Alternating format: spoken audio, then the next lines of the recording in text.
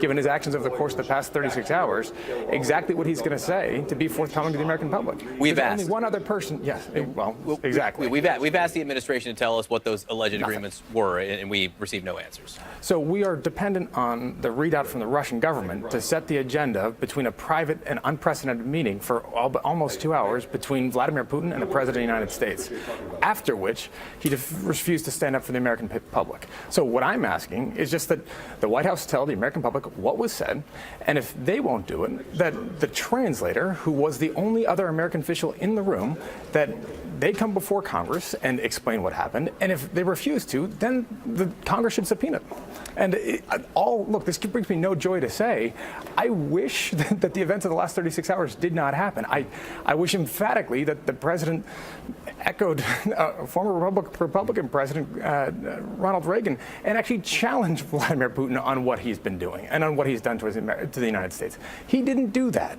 And so now I think it's up to Congress to try to assert our role and make sure we know exactly what the president agreed to. You know, it's legally murky territory as to whether an interpreter or a translator, for instance, yes. Oftentimes attorney-client privilege will actually include invoking executive privilege here.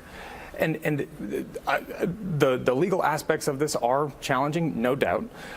We shouldn't have to get that far. One, the details of the summit never should have happened that way. Two, President Trump should have been very clear about what his agenda was going into that meeting. Because remember, he told the American public he wasn't certain what that was going to be.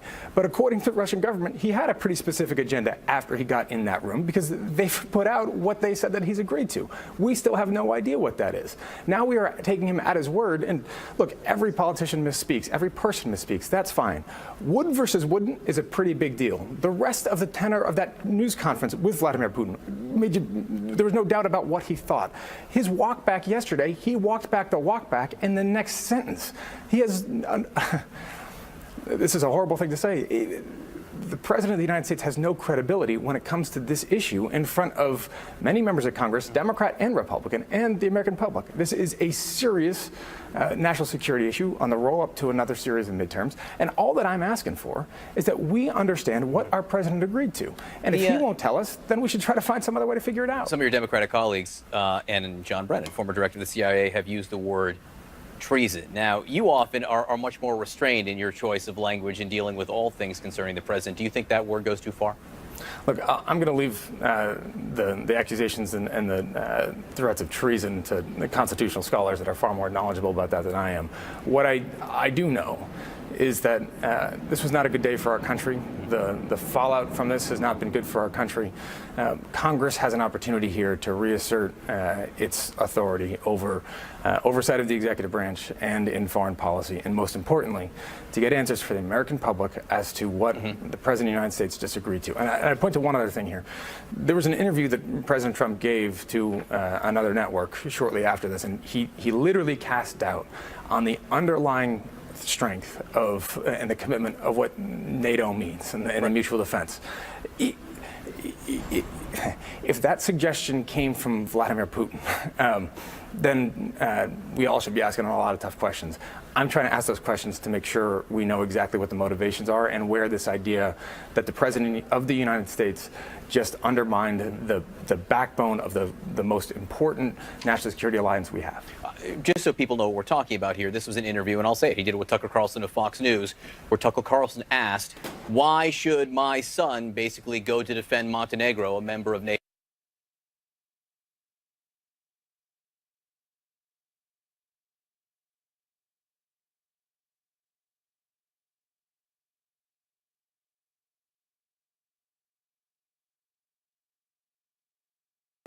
Just undermined the backbone of the most important national security alliance we have. Just so people know what we're talking about here, this was an interview, and I'll say it, he did it with Tucker Carlson of Fox News, where Tucker Carlson asked, why should my son basically go to defend Montenegro, a member of NATO?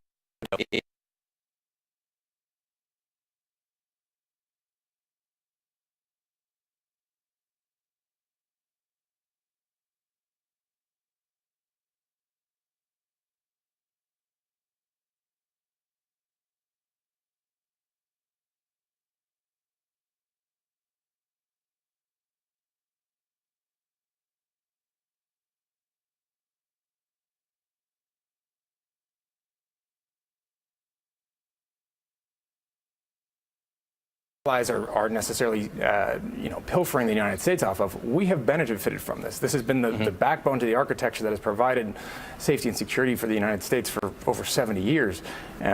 This is also where I think the president also seemed to misunderstand some aspect of this. It's a mutual defense treaty. It does not mean that if a member state goes out and launches an unprovoked attack against another ally that we are obligated to get into World War III, which is essentially what he said. That's not what NATO says. Let me get you on the record on two things very quickly, if I can, because we're almost out of time. Number one, you've been pushing to subpoena perhaps the interpreter. Aside from that, have you had Republicans be receptive at all to the idea of this oversight over the Helsinki meeting? Any action in Congress over the last 24 hours? No. They wring their hands. Many of them wring their hands. Many of them were disappointed. Many of them were shocked. Many of them were surprised. Many of them were dismayed. But when it comes to an actual actionable step, I mean, there's been some rumors I've heard here out of the Senate of potentially ramping up sanctions, but out of the House of Representatives, look, the gossip here is whether conservative wing of the Republican Party is going to try to impeach Rod Rosenstein. Right? It's not about oversight of Trump and Russia. And just very quickly, on the idea of what the United States is doing to protect the next election, which honestly should be the most important discussion here. What evidence have you seen the administration is taking this seriously, and what are you trying to do? Look, I haven't seen a whole lot about the administration taking that seriously. I do hope that that will be some of the consequence of this meeting. There has been some outreach, I think, from the Department of Homeland Security trying to reach out to some states. I don't think nearly enough. I will say I had a small amendment to a bill that went through last week, an intelligence bill, that tried to centralize reporting about any potential threat, including Russia, as to systemic threats to our national security, so that these issues don't continue to get stovepiped. That was adopted unanimously. So there is some potential for some small steps forward here, but nowhere nearly as robust as necessary. Always good when there is agreement on these issues, even if they are the smaller side. Congressman Kennedy, thanks so much for being with us. I do appreciate it. Appreciate it. All right, John, how agencies? He says he should have used a double negative. Do Republicans accept this explanation? Joining us now is Republican Congressman Ryan Costello of Pennsylvania. Good morning, Congressman. Good morning. Do you buy the president's explanation for what happened in Helsinki? I don't, but I think at this point it doesn't matter whether people buy it or not. I don't think that the international community is going to buy it, and I think the damage was done at the time that he said it and the 24 ensuing hours after that fact. And so what does that mean? Where does that leave us? If the damage has been done, now that he has revealed, frankly, that he believes the U.S. is just as to blame as Russia, that he believes the U.S. is foolish. He didn't say that about Russia. Now that on the world stage the president revealed his thinking, now what? Well, let me add to that predicate. Last night, he questioned the purpose for NATO. I mean, since 1949, when NATO was implemented, there's been no major European war. I mean, that right there is the significance and importance of NATO. And to then go on and speak about Montenegro like maybe perhaps it should defend itself.